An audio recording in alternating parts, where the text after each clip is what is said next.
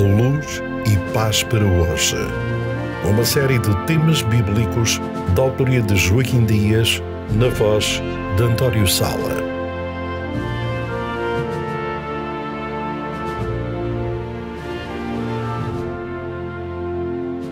Tema 20. Andando na luz.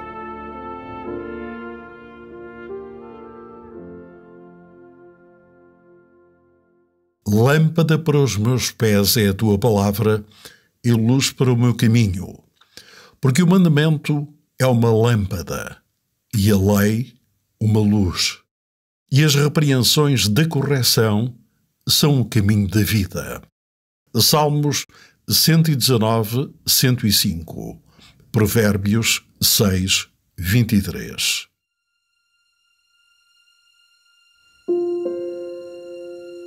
A fonte da luz. Quem criou a luz? Foi Deus. No princípio criou Deus os céus e a terra, e havia trevas sobre a face do abismo. E disse Deus: haja luz, e houve luz. Gênesis 1, 3.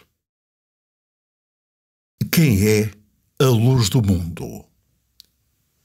É Jesus, pois, como ele mesmo disse, eu sou a luz do mundo. Quem me segue não andará em trevas, mas terá a luz da vida. João 8, 12. Quem mais pode ser luz nesta terra? Todos aqueles que seguem a Cristo. Com efeito, ele disse: vós sois a luz do mundo. Não se pode esconder uma cidade sobre um monte. Mateus 5, 14.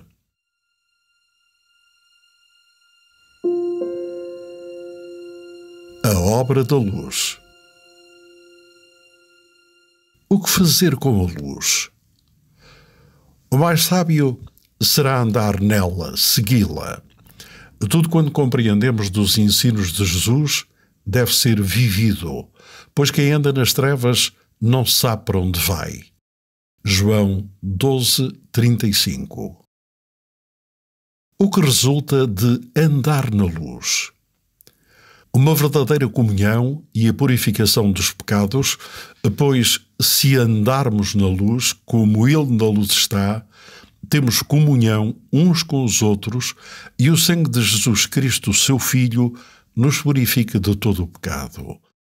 Primeira Epístola de João 1, 7. Podemos esperar receber mais luz?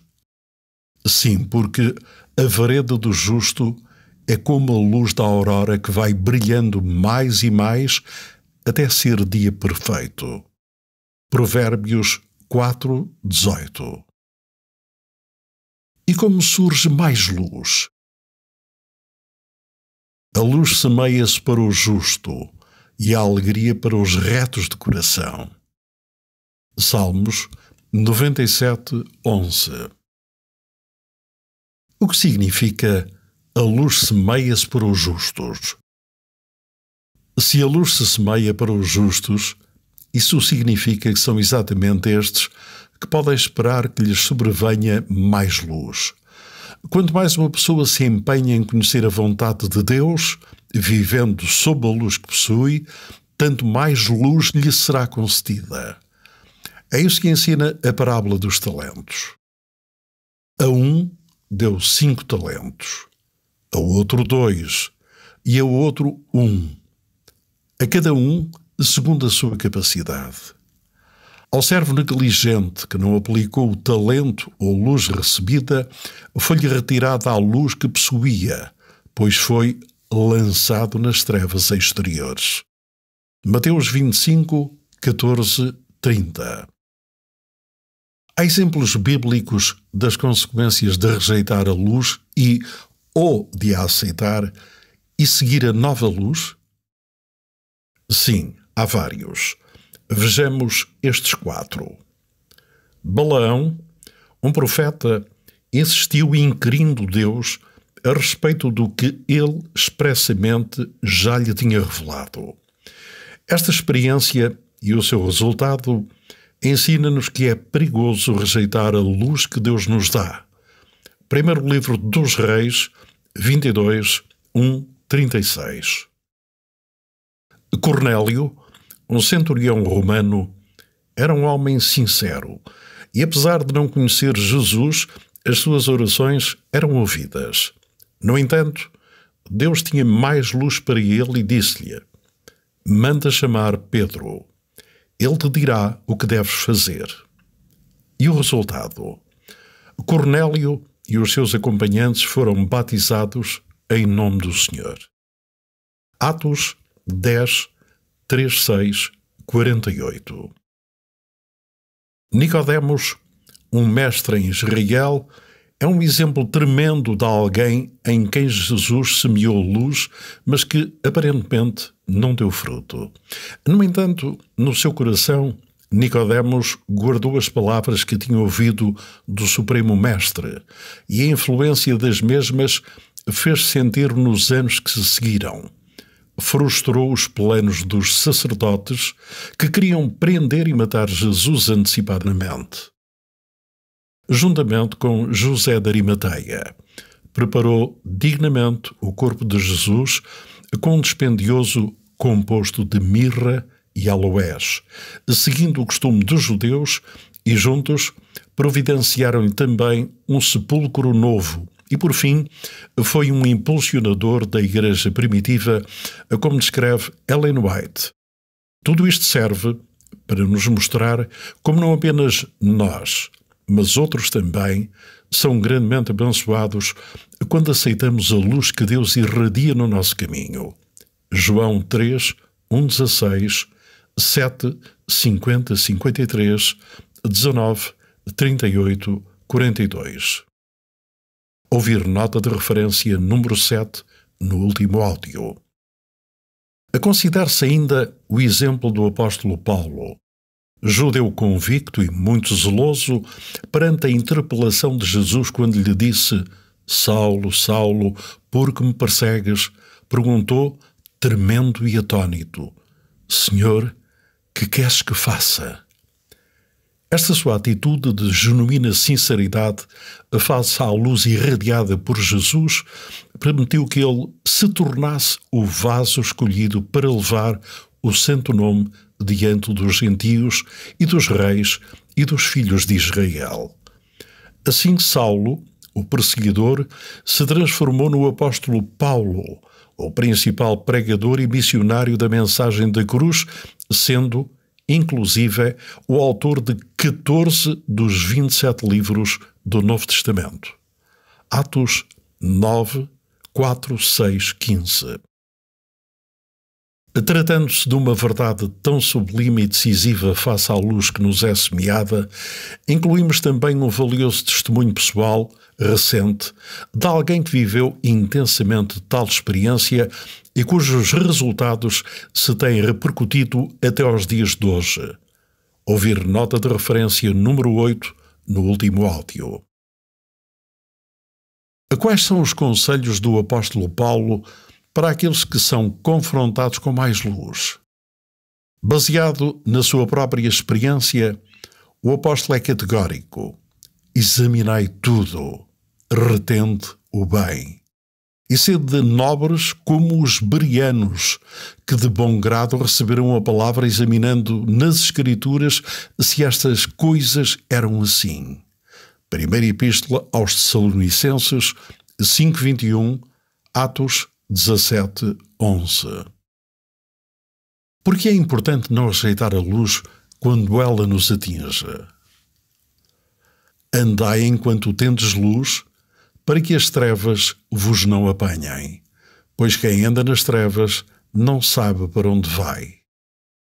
É, portanto, na medida em que andamos na luz que recebemos que menos corremos o risco de andar em escuridão espiritual.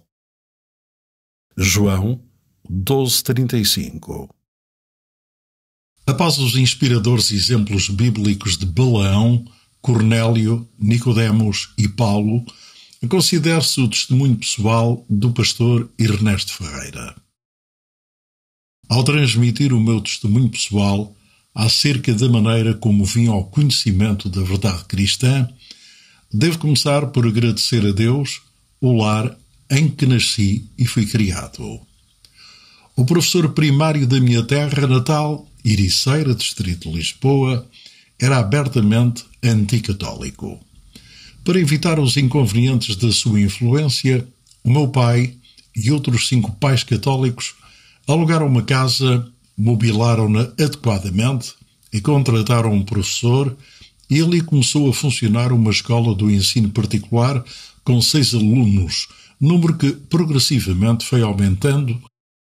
Como o professor chamava Venâncio Pereira da Silva, a escola era conhecida pela designação de Escola Venanciana. Aos 10 anos, depois do exame de admissão ao liceu, entrei como aluno interno no Colégio de Santo António, que então funcionava em Tui, Espanha. Em 1928, ingressei como noviço na Ordem Franciscana e, após um ano de noviciado, concluí os cursos de Filosofia, ainda em Tui, e o de Teologia, já em Portugal, no convento de Varatojo. No curso de Filosofia, fui profundamente marcado pelo professor Dr. Luís Feliciano dos Santos, que com o seu espírito metódico nos dirigiu na organização do trabalho intelectual e com a sua entusiástica discussão, com base na crítica da razão pura de Kant, se são possíveis e convincentes juízos sintéticos a priori, em contraste com a sua crítica da razão prática, o que levou a determinadas atitudes assumidas pelo neocantismo francês de Renouvier sobre o tema da imortalidade condicional. No curso de Teologia, fui intensamente marcado pelo ensino do professor Dr. Leonardo Castro, grande admirador e adepto da teologia positiva adotada por Pierre Batifol, reitor do Instituto Católico de Toulouse, e por alguns dos seus colaboradores. Finalmente, em 1935, fui ordenado como presbítero da Igreja Católica, passando a partir de então a exercer legitimamente o ministério sacerdotal com os seus respectivos deveres e privilégios durante 3 anos. Ao longo desta trajetória, foi-se formando no meu espírito a convicção de que alguns paradigmas da doutrina católica colidiam com a verdade revelada na Sagrada Escritura. E essa convicção foi-se tornando num assunto de honestidade pessoal. Com efeito, como podia eu, honestamente, dar a absolvição sacramental a uma pessoa que sinceramente me confessava no sacramento da penitência as transgressões que havia cometido em desobediência à lei de Deus? Convencido de que a existência do purgatório não tem um fundamento bíblico, como podia eu, honestamente, receber remuneração monetária para celebrar missas em favor das almas do purgatório? Convencido de que os chamados santos que dormiram em Cristo aguardam a ressurreição para a vida eterna, como podia eu, honestamente, receber remuneração monetária por tomar parte ativa em sermões e festividades em seu louvor, como se já se encontrassem na glória celeste? E convencido de que a ignorância bíblica e a sincera crença e vivência religiosa de milhões de católicos são utilizadas em apoio do poder eclesiástico-político do Vaticano, como podia eu, honestamente, deixar de expor a verdade cristã à luz da razão, da revelação divina e de uma tradição extra-bíblica de origem comprovadamente humana? E foi assim que, pelas razões mencionadas ao longo deste livro, fui resgatado da vã maneira de viver que, por tradição, havia recebido dos nossos antepassados. Primeira Epístola de Pedro 1:18. Continuo a respeitar a exemplar sinceridade e vivência religiosa dos meus pais e restantes membros da família, dos meus anteriores dirigentes religiosos, professores e colegas de ministério, de numerosos católicos e evangélicos, a quem me sinto ligado por laços de íntima amizade e, em suma, pelos milhões de crentes que, em todas as coordenadas do planeta, seguem as suas respectivas religiões ou que, sem que professem qualquer religião, procuram ansiosamente preencher o seu angustiante vazio existencial.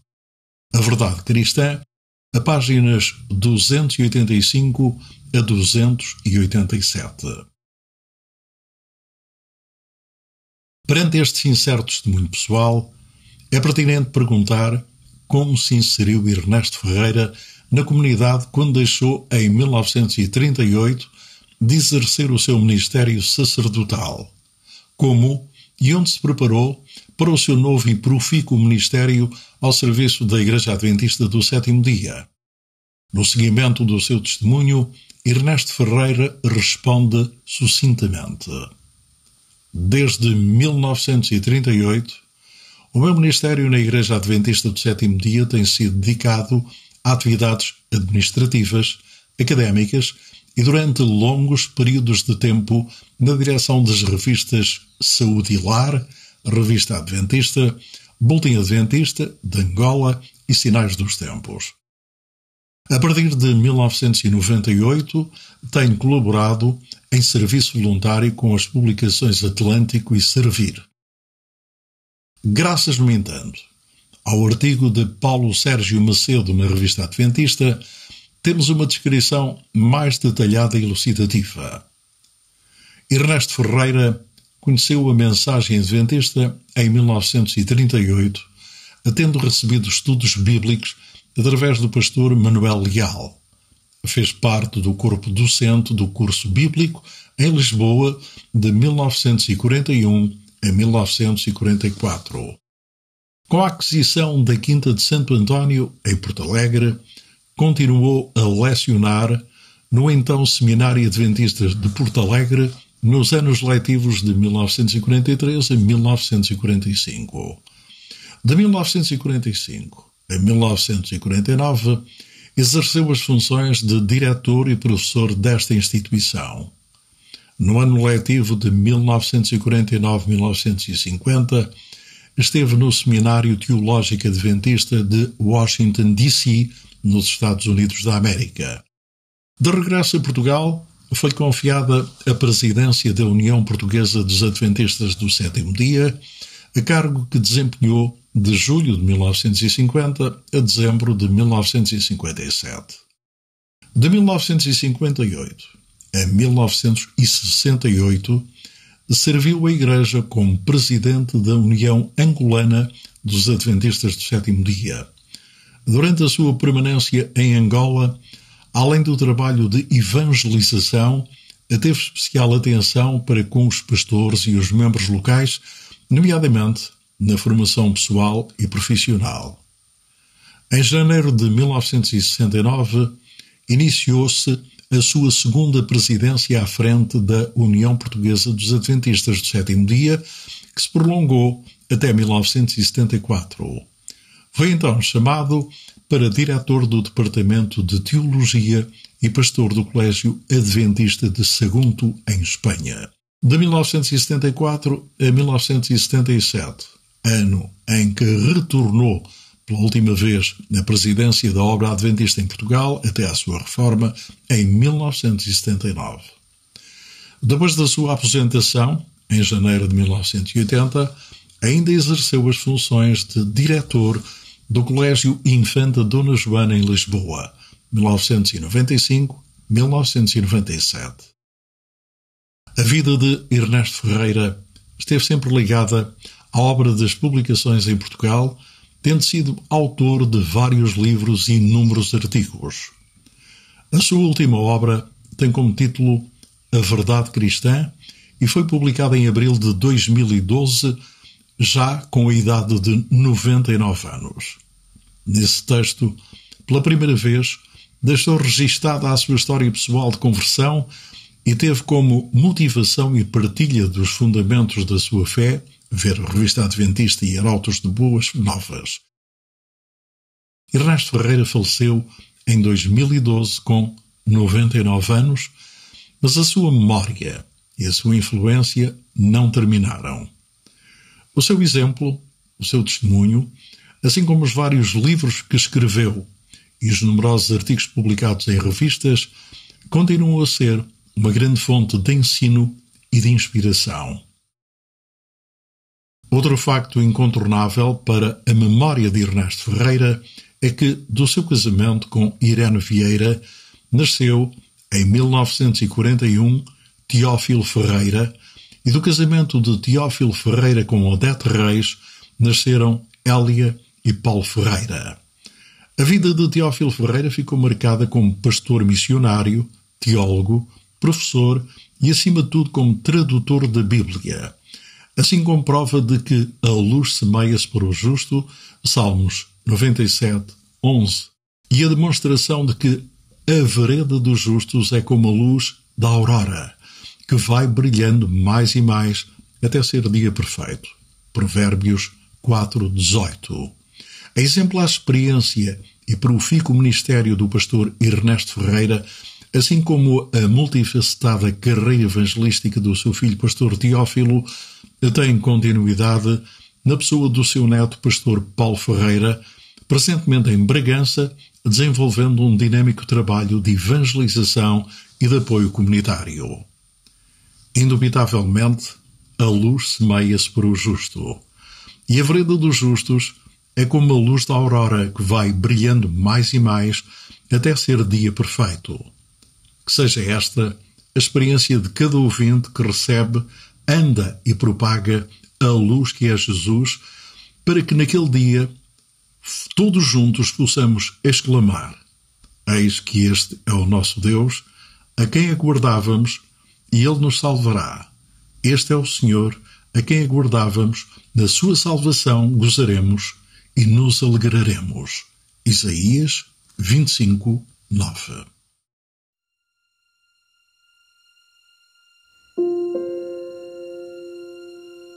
Conclusão. A Sagrada Escritura diz-nos que Deus, nosso Salvador, deseja que todos os homens sejam salvos e cheguem ao pleno conhecimento da verdade. Primeira Epístola a Timóteo 2,4. Com esse propósito, Ele continuamente semeia no nosso caminho mais luz e nos influencia por intermédio do Espírito Santo a aceitá-la. Não permitamos, pois, que a pressão social, a tradição ou as nossas ideias acarinhadas por tão longo tempo nos façam permanecer consciente e voluntariamente em trevas, mas resoluta e corajosamente decidamos andar na sua maravilhosa luz. Este é o chamado daquele que com amor eterno nos amou e com benignidade nos atrai hoje.